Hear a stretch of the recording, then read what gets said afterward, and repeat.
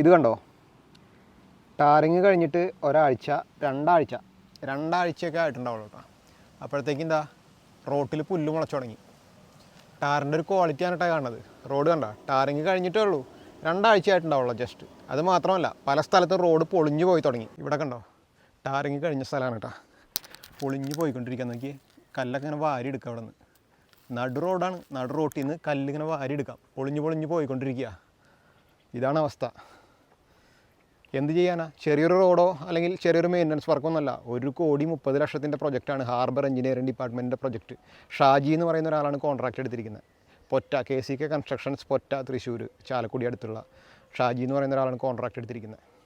എന്നിട്ട് വേനൽക്കാലം മുഴുവൻ വെറുതെ കളഞ്ഞിട്ട് മഴക്കാലമായപ്പോൾ പെട്ടിയും കിടക്കെടുത്ത് വന്ന്, അതായത് റോഡ് റോളറും സാധനങ്ങളൊക്കെ ആയിട്ട് വന്ന്, ടാറൊക്കെ ആയിട്ട് വന്നിട്ട് മഴക്കാലത്ത് പണി തുടങ്ങി.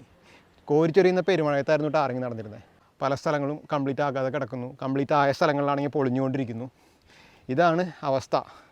നമ്മുടെ നാട് ഒരുപാട് മാറ്റങ്ങളൊക്കെ വന്നിട്ടുണ്ട്, ഇല്ല എന്ന് പറയുന്നില്ല, മാറുന്നുണ്ട്. പക്ഷേ മാറാൻ സമ്മതിക്കാത്ത ചിലരുണ്ട്, ഇതുപോലുള്ള ആളുകൾ. ഇവരും കൂടെ മാറിക്കഴിഞ്ഞാലേ നമ്മുടെ നാട് മാറുള്ളൂ.